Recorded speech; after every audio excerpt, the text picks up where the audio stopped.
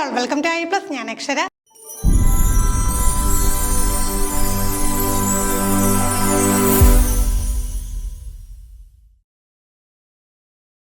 നമ്മുടെ category 3 English എക്സാമിൻ്റെ pedagogy questions ആണ് നമ്മൾ ഡിസ്കസ് ചെയ്തുകൊണ്ടിരുന്നത്. ബാക്കി ചോദ്യങ്ങൾ നമുക്ക് ഡിസ്കസ് ചെയ്യാം. The fourth pillar of educational learning to be refers to. നമ്മുടെ എഡ്യൂക്കേഷൻ 4 പില്ലേഴ്സ് ഉണ്ടെന്നറിയാം. 4ാമത്തെ പില്ലർ ആയിട്ടുള്ള ലേണിംഗ് ടു ബി എന്തിനെയാണ് റെഫർ ചെയ്യുന്നത്? ജനറൽ ആയിട്ടുള്ള ചോദ്യമാണ്. The role of education in developing all dimension of the complete person, the competence that enables individual to deal with a variety of situations, the harmonious work of an individual with the others, the acquisition of a broad general knowledge. അപ്പോൾ learning to B എന്ന് പറയുമ്പോഴത്തേക്ക് അത് എന്തുമായിട്ട് ബന്ധപ്പെട്ട് വരുന്നു? The role of education developing all the dimension of the complete person. ഒരു complete പേഴ്സണെ എല്ലാ മേഖലകളിലും ഓൾ ഡയമെൻഷനിലും ഉള്ള ആ ഒരു ഡെവലപ്മെൻറ്റിനെയാണ് നമ്മൾ എന്ത് പറയുക? ലേണിംഗ് ടു ബി എന്ന് പറയുക. അപ്പോൾ ഏതൊക്കെയാണ് 4 പില്ലേഴ്സ്? നമ്മൾ ഫിലോസഫിയിലൊക്കെ പഠിച്ചിട്ടുള്ള കാര്യമാണ്. Learning to know, learning to do, learning to live together and learning to be. അപ്പോൾ എന്താണ്? നോ ചെയ്യാൻ അറിയുക, ഡു ചെയ്യാൻ അറിയുക, ലീവ് ടുഗദർ എന്ന് പറയുമ്പോൾ എല്ലാവരും ഹാർമോണിയസ് ആയിട്ട് നല്ല സന്തോഷത്തോടു കൂടി മുന്നോട്ട് പോകാൻ കഴിയും. ലേണിംഗ് ടു ബി എന്ന് പറയുമ്പോൾ എന്താണ്? സമസ്ത മേഖലകളിലെ എല്ലാ ഡയമെൻഷനിലെ ഒരു ഡെവലപ്മെൻറ്റിലൂടെ ഒരു കംപ്ലീറ്റ് ആയിട്ടുള്ള ഡെവലപ്മെൻ്റ് ആണ് പറയുന്നത്. അടുത്ത ചോദ്യം, who is considered the father of accelerated learning? കൃത്യമായിട്ട് പഠിച്ചു വെക്കേണ്ട ഒരു കൺസെപ്റ്റാണ്. ആക്സിലറേറ്റഡ് ലേണിംഗിൻ്റെ ഫാദർ ആരാണ്? കലെബ് ഗെറ്റഗ്നോ, ജീൻ പിയാഷെ, ജോർജി ലോസനോ, അബ്രഹാം മാസ്ലോ. അപ്പോൾ ആരാണ്? ജോർജി ലോസനോവ്. നമ്മൾ സജസ്റ്റോപീഡിയ എന്നുള്ള മെത്തേഡ് പഠിച്ചിട്ടുണ്ട്. അപ്പോൾ അതുമായിട്ട് ബന്ധപ്പെട്ട് നമ്മൾ പഠിച്ചിട്ടുള്ളൊരു പേരാണ്. അപ്പോൾ അതുമായിട്ട് കണക്ട് ചെയ്ത് തന്നെയുള്ളതാണ് ആക്സിലറേറ്റഡ് ലേണിംഗ് എന്ന് പറയുന്ന. ഫാദർ ഓഫ് ആക്സിലറേറ്റഡ് ലേണിംഗ് ആരാണ്? Georgi Lozanov. Who wrote the book the Frames of Mind? ശരിക്കും സൈക്കോളജി എന്നുള്ളൊരു ചോദ്യമായിരുന്നു. നമ്മളവിടെ പലവട്ടം സൈക്കോളജി പഠിച്ച സമയത്ത് എടുത്ത് പറഞ്ഞിട്ടുള്ളതാണ്. ഫ്രെയിംസ് ഓഫ് മൈൻഡ് ആരുടെ വർക്കാണ്? ഹവാർഡ് ഗാർഡനറുടെ വർക്കാണ് ഫ്രെയിംസ് ഓഫ് മൈൻഡ് എന്ന് പറയുന്നത്. മൾട്ടിപ്പിൾ ഇൻ്റലിജൻസ് ഒക്കെ പഠിച്ച സമയത്ത് നമ്മൾ ഡിസ്കസ് ചെയ്തിട്ടുള്ളതാണ്. അടുത്ത ചോദ്യം, a consonant sound produced when air is forced through a narrow space in the mouth, creating a friction and a noisy hissing sound is called. നമുക്ക് ഫോണിറ്റിക്സ് ഒക്കെ പഠിക്കുന്ന കൂട്ടത്തിൽ ഓർഗൻസ് ഓഫ് സ്പീച്ച് ഒക്കെ നമ്മൾ പഠിച്ചതാണ്. അതിൻ്റെ കൂട്ടത്തിൽ നമ്മൾ എന്ത് പഠിച്ചു? പിന്നീട് place of articulation, manner of ആർട്ടിക്കുലേഷനും ഒക്കെ പഠിച്ചിട്ടുണ്ട്. അപ്പോൾ അതിലെന്താണ്? when air is forced through a narrow space in the mouth, നമ്മുടെ മൗത്തിലെ നാരോ സ്പേസിലൂടെ എന്ത് ചെയ്യുന്നു? അവർ എയർ ഫോഴ്സ് ചെയ്യുമ്പോൾ ഒരു ഫ്രിക്ഷൻ ഉണ്ടായിട്ടും ഒരു നോയ്സി ആയിട്ടുള്ള ഹിസ്സിങ് സൗണ്ട് വരുവാണെങ്കിൽ അതിനെ നമ്മൾ എന്താ പറയുക? അതിനെ നമ്മൾ പറയുക ഫ്രിക്കേറ്റീവ് എന്നാണ്. അപ്പോൾ ഇതിൽ ഓരോ ടേമും കൃത്യമായിട്ട് പഠിക്കണം. അടുത്ത ചോദ്യം, the abbreviation LPD stand for. LPDയുടെ ഫുൾ ഫോം ആണ് കണ്ടുപിടിക്കേണ്ടത്. Language processing disorder, linguistic processing disability, language processing disability, linguistic processing disorder. Option കണ്ടു കഴിഞ്ഞാൽ ഒരു അമ്മ പെറ്റ എളിയന്മാരെ പോലെ ഉണ്ടല്ലോ, എല്ലാം ഒരുപോലെ ഇരിക്കുക. കൃത്യമായിട്ട് പഠിച്ചു വെച്ചോ. എന്താണ്? ലാംഗ്വേജ് പ്രോസസിംഗ് ഡിസോർഡർ ആണ് LPD. അടുത്ത ചോദ്യം, the approach of language teaching, the study of authentic test and the use of language both inside and outside of the class is taking place. അപ്പോൾ നോക്കിക്കേ, ഓതൻറ്റിക് ആയിട്ടുള്ള ടെക്സ്റ്റുകളും പിന്നെ അതോടൊപ്പം എന്താണ്? The use of language, class റൂമിനകത്തും പുറത്തുള്ള ലാംഗ്വേജിൻ്റെ യൂസേജും ഒക്കെ വരുന്നത് ഏത്? അപ്രോച്ച് ഓഫ് ലാംഗ്വേജ് ടീച്ചിങ്ങിലാണ്. Communicative language learning, task based learning, grammar cum translation, communicative language teaching. നമുക്ക് ഇവിടെ പെട്ടെന്ന് അതിന് ഉത്തരം കിട്ടും. കാരണം ചോദ്യത്തിൽ പറഞ്ഞിട്ടുണ്ട് എന്താണ്? അപ്രോച്ച് ടു ലാംഗ്വേജ് ടീച്ചിങ് എന്ന്. അങ്ങനെ ഒരു ലാംഗ്വേജ് ടീച്ചിങ് വരുന്ന ഒരു ഒറ്റ ഉത്തരവേ ഉള്ളൂ, കമ്മ്യൂണിക്കേറ്റീവ് ലാംഗ്വേജ് ടീച്ചിങ്. ഇനി ടൈപ്പ് ഓഫ് ലാംഗ്വേജ് ലേണിംഗ് ആയിരുന്നെങ്കിൽ എന്ത് മാറിയേനെ ഉത്തരം? കമ്മ്യൂണിക്കേറ്റീവ് ലാംഗ്വേജ് ലേണിംഗ് ആയിട്ട് മാറിയേനെ. ഗ്രാമർ കം ട്രാൻസ്ലേഷൻ എന്ന് പറയുമ്പോഴത്തേക്ക് ഗ്രാമർ ട്രാൻസ്ലേഷൻ മെത്തേഡിനെയാണ് ഉദ്ദേശിക്കുന്നത്.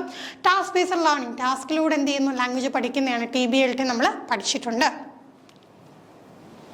Which of the following is not a common feature of CWSN? CWSN എന്ന കാറ്റഗറി 3യുടെ സിലബസിൽ എടുത്ത് പറഞ്ഞിട്ടില്ലെങ്കിൽ പോലും നമുക്ക് കേട്ടിട്ടിൻ്റെ മൊത്തമുള്ള സിലബസ് നോക്കുന്ന സമയത്ത് ഈ ഒരു ടേം കാണാൻ കഴിയും. ചിൽഡ്രൻ വിത്ത് സ്പെഷ്യൽ നീഡ്സ് ആണ് CWSN. പെട്ടെന്ന് CWSN എന്താണെന്ന് ചിന്തിച്ച് കൺഫ്യൂഷൻ ആവേണ്ട. സിലബസിൽ എങ്ങനെയാണ്? അങ്ങനെ തന്നെയാണ് ടേം കൊടുത്തേക്കുന്നത്. അപ്പോൾ ആ കുട്ടികളുടെ ഫീച്ചർ അല്ലാത്തത് ഏത്? Speech and language difficulty, emotional behavioural and social difficulty, optimal health and wellness, artistic spectrum disorder. പൊതുവേ CWS എന്ന് പറയുമ്പം ചിൽഡ്രന് പലതരത്തിലുള്ള നീഡ്സ് വരും. അപ്പം അവരെ എല്ലാം കൂടെ ചേർത്ത്, സ്പെഷ്യൽ നീഡ്സ് ഉള്ളവരെ എല്ലാം കൂടെ ചേർത്താണ് നമ്മൾ CWSN എന്ന് പറയുക. അപ്പോൾ അവരുടെ ഫീച്ചർ അല്ലാത്തത് ഈ കൂട്ടത്തിൽ ഏതാണ്? Optimal health and wellness. അവരിൽ സ്പീച്ച് ആൻഡ് ലാംഗ്വേജ് ഡിഫിക്കൽട്ടീസ് ഉണ്ടായേക്കാം, emotional behavioural and social difficulties ഉണ്ടായേക്കാം, ഓട്ടിസ്റ്റിക് സ്പെക്ട്രം ഡിസോർഡേഴ്സ് ഉണ്ടാകാം. ആ കുട്ടികളെ പൊതുവെ എന്താണ് ഒപ്റ്റിമൽ ഹെൽത്ത് ആൻഡ് വെൽനെസ് ഉള്ളവരായിരിക്കില്ല. അതുകൊണ്ടാണ് അവർക്ക് സ്പെഷ്യൽ നീഡ് ആവശ്യമായിട്ട് വരുന്നത്. അടുത്ത ചോദ്യം, a linguistic framework that consider how language is used in different social and cultural context and how it can be used to express feeling and mores. അപ്പോൾ നോക്കിയാൽ ലിംഗ്വിസ്റ്റിക്സുമായിട്ട് ബന്ധപ്പെട്ട് അതിൻ്റെ ഒരു മേഖലയെക്കുറിച്ചുള്ള ചോദ്യമാണ്. നമ്മൾ സോഷ്യൽ ആൻഡ് കൾച്ചറൽ കോണ്ടെക്സ്റ്റിലുള്ള ലാംഗ്വേജ് എങ്ങനെ ഉപയോഗിക്കുന്നു, അതെങ്ങനെയാണ് നമ്മുടെ ഫീലിങ്സും മറ്റ് കാര്യങ്ങളൊക്കെ എക്സ്പ്രസ് ചെയ്യാൻ ഉപയോഗിക്കുന്നത്, ആ മേഖലയെ പറയുന്ന പേര് എന്താണ്? Formal grammar, functional grammar, generative grammar, traditional grammar. അപ്പോൾ തന്നെ നമുക്ക് മനസ്സിലായല്ലേ ഇത് നമ്മൾ എങ്ങനെയാണ് ഒരു പെർട്ടിക്കുലർ ഫങ്ഷൻ ആണല്ലേ ലാംഗ്വേജ്, എങ്ങനെ നമ്മളെ കൾച്ചറൽ കോണ്ടെക്സ്റ്റിൽ സോഷ്യൽ കോണ്ടെക്സ്റ്റിൽ ഉപയോഗിക്കുന്നു, എങ്ങനെ ഫീലിങ്സ് ഒക്കെ എക്സ്പ്രസ് ചെയ്യുന്നു, നമ്മുടെ ഒരു ഫങ്ഷനാണ് അവിടെ വന്നിട്ടുള്ളത്. അടുത്ത ചോദ്യം, assistive devices like Cairns, crutches, prosthetic device, orthotic device etcetera are commonly known as. അപ്പോൾ കെയിൻസ്, ക്രച്ചസ്, പ്രോസ്തെറ്റിക് ഡിവൈസ് എന്നൊക്കെ കേൾക്കുമ്പോഴേ നമുക്കറിയാം അത് യൂസ് ചെയ്യുന്നത് ആരാണ്. അപ്പം മൊബിലിറ്റിക്ക് ബുദ്ധിമുട്ടുള്ളവർക്കാണ് ഇതൊക്കെ ഉപയോഗിക്കേണ്ടി വരിക. അത് നമുക്ക് ഓപ്ഷൻ നോക്കാം. Speech communication AIDS, cognitive AIDS, mobility AIDS, vision AIDS. അപ്പം നമുക്ക് ഇത് എയ്ഡ്സ് ആയിട്ട് ഉപയോഗിക്കുന്നു. അപ്പോൾ Cairns, crutches, prosthetic device, orthotic devices ഒക്കെ എന്താണ് മൊബിലിറ്റിക്ക്, അതായത് ചലിക്കാനായിട്ട് ബുദ്ധിമുട്ടുള്ളവരാണ് ഉപയോഗിക്കുന്നത്. അപ്പം നമ്മുടെ ഉത്തരം എന്ത് വന്നു? മൊബിലിറ്റി എയ്ഡ്സ് ആണ്. അടുത്ത ചോദ്യം, in a test teacher asked student to respond to his instruction. This is a test of. Teacher കൊടുക്കുന്ന ഇൻസ്ട്രക്ഷന് റെസ്പോണ്ട് ചെയ്യാനായിട്ട് പറഞ്ഞു. ഇത് എന്ത് തരത്തിലുള്ള ടെസ്റ്റാണ്? Speaking, listening, writing, spelling. വളരെ ഡയറക്റ്റ് ചോദ്യങ്ങളൊക്കെയാണ് കേട്ടോ ഈ ഒരു മേഖലയിൽ വന്നിട്ടുള്ളത്. അപ്പോൾ അവിടെ എന്ത് ചെയ്യണം? ടീച്ചർ പറയുന്ന ഇൻസ്ട്രക്ഷന് റെസ്പോണ്ട് ചെയ്യണം. അത് ശ്രദ്ധിച്ചിരുന്നാൽ മാത്രമല്ല റെസ്പോണ്ട് ചെയ്യാൻ പറ്റൂ. അതുകൊണ്ട് എന്താണത്? ലിസണിങ് ആണ്. Who coined the term learner autonomy? ഈ ഒരു ലേണർ ഓട്ടോണമി എന്ന് പറയുമ്പോഴത്തേക്ക് നമുക്കറിയാം ലേണറിന് സ്വയം കാര്യങ്ങൾ ചെയ്യാനുള്ള ആ ഒരു ഓട്ടോണമി, ആ ഒരു കാര്യമാണ് സ്വാശ്രയത്വത്തോടുകൂടി ചെയ്യാൻ പറ്റും. മറ്റാരെ ആശ്രയിക്കാതെ എന്ത് ചെയ്യാം? സ്വയം കാര്യങ്ങൾ ചെയ്യാൻ കഴിയുക. James Asher, Philip Benson, Henri Holec, Keith Morrow. ഇപ്പോൾ തന്നെ പഠിച്ചു വെച്ചോളൂ ആരാണ്? ഹെൻറി ഹോളക്കാണ് learner autonomy. Father of learner ഓട്ടോണമിയും അദ്ദേഹം തന്നെയാണ്. അടുത്ത ചോദ്യം, a man look for the sports cause in news paper, what type of reading is this? സ്ഥിരം ചോദിക്കുന്ന ചോദ്യം. പല രീതിയിൽ ഇതേ കൺസെപ്റ്റ് തന്നെ തിരിച്ചും മറിച്ചും എല്ലാ പരീക്ഷയ്ക്കും ചോദിക്കും. Scanning, skimming, intensive reading, supplementary reading. നോക്കിക്കേ, ന്യൂസ് പേപ്പറിലെ സ്കോർ എടുത്തറിയണം. അപ്പോൾ അവിടെ എന്ത് ഉപയോഗിക്കുന്നു? അവിടെ സ്കാനിങ് ആണ് ഉപയോഗിക്കുന്നത്. ഓവറോൾ ഐഡിയ കിട്ടാനാണെങ്കിൽ എന്ത് ഉപയോഗിക്കുന്നു? സ്കിമ്മിങ് ഉപയോഗിക്കുന്നു. ഇൻറ്റൻസീവ് റീഡിങ്, നമ്മുടെ ടെക്സ്റ്റ് ബുക്കിൻ്റെ ഓരോ കാര്യങ്ങളും വരിച്ച് പറക്കി ഇങ്ങനെ ശ്രദ്ധിച്ച് വായിച്ചു പോകുന്നത് intensive reading. Supplementary reading, extra ആയിട്ടുള്ള കാര്യങ്ങൾ നമ്മൾ സപ്ലിമെൻ്റ് ചെയ്തുകൊണ്ട് വായിക്കുവാണെങ്കിൽ അതിനെ സപ്ലിമെൻ്ററി റീഡിങ് എന്ന് പറയും. Which of the following is a correct pair? Community language learning, Noam Chomsky. Communicative approach, Charles A. Curran. Bilingual method, C.J. Dodson. The silent way, Edward Sapir. അപ്പോൾ നോക്കിക്കേ, ഇതിൽ കറക്റ്റ് ആയിട്ടുള്ള ഒറ്റ പേരേ ഉള്ളൂ. ഏതാണ്? Bilingual method. ലാംഗ്വേജ് ടീച്ചിങ്ങിൽ മദർ ടങ്ങിൻ്റെ കൂടെ സഹായത്തോടു കൂടി എന്ത് ചെയ്യുന്നു? ലാംഗ്വേജ് പഠിപ്പിക്കുവാണെങ്കിൽ ബൈലിംഗ്വൽ മെത്തേഡാണ്. അത് മുന്നോട്ട് വെച്ചത് ആരാണ്? C.J. Dodson ആണ്. അടുത്ത ചോദ്യം, identify the kind of paragraph given below. The sun dipped below the horizon, casting a warm golden glow over the tranquil lake. The water shimmered like 1,000 tiny diamonds, reflecting the vibrant hues of orange, pink and purple that paint the sky. Tall, swaying reeds lined the shore, the rustling whispers mingling with the gentle lapping of waves against the rocky bench. ഇത് എന്ത് തരം paragraph ആണെന്നാണ് ചോദ്യം. Narrative, descriptive, reflective, expository. നമുക്ക് വായിക്കുമ്പോൾ തന്നെ കിട്ടിയല്ലേ ഒരു പെർട്ടിക്കുലർ സീനെ എന്ത് ചെയ്യുക? അവർ ഡിസ്ക്രൈബ് ചെയ്തിട്ടുണ്ട്. അപ്പോൾ അതെന്താണ്? ഡിസ്ക്രിപ്റ്റീവ് ആയിട്ടുള്ള പാരഗ്രാഫാണ്. നറേറ്റീവ് എന്ന് പറയുമ്പോൾ എന്താണ്? Tell a story or recounts. ഇവൻ ഒരു കഥ പറയുക അല്ലെങ്കിൽ ഒരു ഈവൻറ്റിനെ റീകൗണ്ട് ചെയ്തെടുക്കുകയാണെങ്കിൽ നമ്മൾ അതിനെന്ത് പറയും? നറേറ്റീവ് എന്ന് പറയും. ഡിസ്ക്രിപ്റ്റീവ് എന്ന് പറയുമ്പോൾ ഒരു പേഴ്സൺ, പ്ലേസ് അല്ലെങ്കിൽ ഇങ്ങനെ ഡീറ്റെയിൽ ആയിട്ട് ഇപ്പോൾ ഇത് കേൾക്കുമ്പോൾ തന്നെ നമ്മുടെ മനസ്സിൽ ആ ഒരു ഇമേജ് ഒക്കെ വന്നില്ലേ?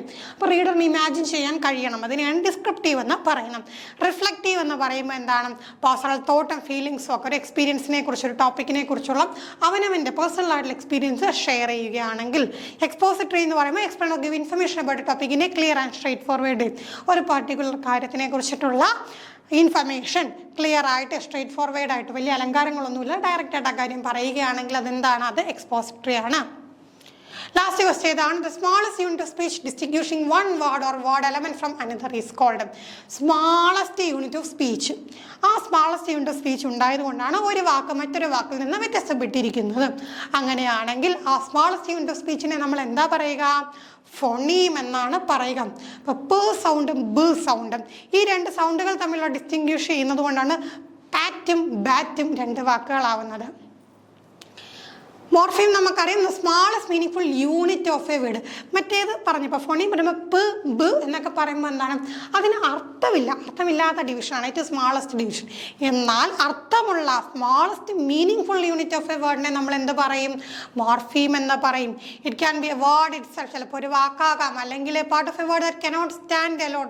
ഒറ്റയ്ക്ക് നിൽക്കാൻ പറ്റുന്നത്. ഇപ്പോൾ അണ്ണിനെ നമ്മൾ എന്ത് ചെയ്യുന്നു? ആ ഒരു ഹാപ്പിയുമായിട്ട് കണക്ട് ചെയ്തുകൊണ്ട് അൺഹാപ്പി എന്നുള്ള വാക്കാക്കാം അല്ലേ? അപ്പോൾ എന്താണ്? ഒരു മോർഫീമാണ്, ഹാപ്പി ഒരു മോർഫീമാണ്. രണ്ടും കൂടെ ചേർത്ത് കഴിഞ്ഞാൽ നമുക്ക് പുതിയ പദം കിട്ടും. അപ്പോൾ ഫ്രീ മോർഫീമും ബൗണ്ട് മോർഫീമും ഒക്കെ നമ്മൾ പഠിച്ചിട്ടുള്ളതാണ്. അടുത്ത grapheme. Grapheme is a written form of a sound. ഒരു സൗണ്ടിൻ്റെ റിട്ടേൺ ഫോമാണ്. For example it is TAPR graphemes and make up the word tap. അപ്പോൾ എന്താണ്? ആ സൗണ്ടിൻ്റെ നമ്മൾ റിട്ടേൺ വേർഡ് പിന്നെ പ് സൗണ്ടുകളെ ചേർത്ത് നമ്മൾ എന്താണ്? ടാപ്പ് എന്നാക്കി. അപ്പോൾ അവിടെ എന്താണ്? ആ റിട്ടേൺ ഫോമിനെയാണ്, ടാപ്പിലോട്ട് മാറ്റിയ റിട്ടേൺ ഫോമിനെയാണ് ഗ്രാഫീം എന്ന് പറയുന്നത്. സിലബിൾ എന്ന് പറയുമ്പോൾ യൂണിറ്റ് ഓഫ് പ്രൊനൗൺസിയേഷൻ ആണ്. നമ്മൾ സിലബിൾ ഡിവൈഡ് ചെയ്യാൻ 2 ചോദ്യങ്ങളുണ്ടായിരുന്നു. ഒരു ചോദ്യം എത്ര സിലബിൾസ് ഉണ്ടെന്നും ഒന്ന് എവിടെയാണ് അതിൻ്റെ പ്രൈമറി സ്ട്രെസ് വരുന്നതെന്നും ആയിരുന്നു. വൺ വവൽ സൗണ്ട് എപ്പോഴും നമ്മൾ എന്ത് ചെയ്യും? ഇങ്ങനെ ഡിവൈഡ് ചെയ്യുമ്പോൾ ഒരു വവൽ സൗണ്ട് കാണും. അതിൻ്റെ കൂടെ എന്താണ്? ചിലപ്പോൾ കൺസണൻസ് ഉണ്ടാവും, ചിലപ്പോൾ എന്താണ് കൺസണൻസ് ഉണ്ടാവില്ല. പക്ഷെ വവൽസ് ഉണ്ടാകും, നിർബന്ധമായിട്ടും ഉണ്ടായിരിക്കും. അപ്പോൾ ഇത്രയും കാര്യങ്ങളാണ്, ഇത്രയും ക്വസ്റ്റ്യൻസ് ആണ് നമുക്ക് ഡിസ്കസ് ചെയ്യാനായിട്ടുണ്ടായിരുന്നത്. അപ്പോൾ ഓരോ ക്വസ്റ്റ്യനും നമ്മൾ എന്താണ് ഡീറ്റെയിൽ ആയിട്ടുള്ള അനാലിസിസിലൂടെയാണ് കടന്നുപോയത്. ഇത്രയും ഡീറ്റെയിൽ ആയിട്ട് അനാലിസിസ് നടത്തി എന്തിനാണെന്ന് വെച്ച് കഴിഞ്ഞാൽ ഇപ്പോൾ തന്നെ മനസ്സിലായില്ല, കുറേ ക്വസ്റ്റ്യൻസ് ഒക്കെ എന്താണ് റിപ്പീറ്റ് ചെയ്ത് തന്നെ വന്നതാണ്. കൺസെപ്റ്റ് കൃത്യമായി പഠിച്ചു കഴിഞ്ഞാൽ നല്ല രീതിയിൽ നമുക്ക് മാർക്ക് സ്കോർ ചെയ്യാൻ പറ്റുന്ന ഒരു പരീക്ഷ തന്നെയായിരുന്നു. ഒറ്റ നോട്ടത്തിൽ ക്വസ്റ്റ്യൻ പേപ്പർ ബുദ്ധിമുട്ടായിട്ടൊക്കെ തോന്നിയവരെ കാണും. പക്ഷെ ഒന്ന് ഒന്ന് ചിന്തിച്ച് നോക്കിയാൽ അത്ര ബുദ്ധിമുട്ടായിരുന്നു അല്ല. അപ്പോൾ കൃത്യമായിട്ട് പഠിച്ചു കഴിഞ്ഞാൽ നമുക്ക് എന്താണ് അത്ര ബുദ്ധിമുട്ടുള്ള പരീക്ഷ ആയിരുന്നില്ല. ചിലപ്പോൾ എന്താണ് പരീക്ഷയുടെ നിലവാരമൊക്കെ ഇനി വരുന്ന പരീക്ഷകൾക്ക് ഉയരാം. അങ്ങനെ ഉയർന്നാലും നമ്മൾക്ക് അതിനനുസരിച്ച് എന്ത് ചെയ്യണം? പെർഫോം ചെയ്യാൻ സാധിക്കണം. അതിന് കൃത്യമായിട്ടുള്ള പഠനം ആവശ്യമാണ്. മറ്റൊരു സെക്ഷനിലൂടെ നമുക്ക് വീണ്ടും കാണാം. Thank you.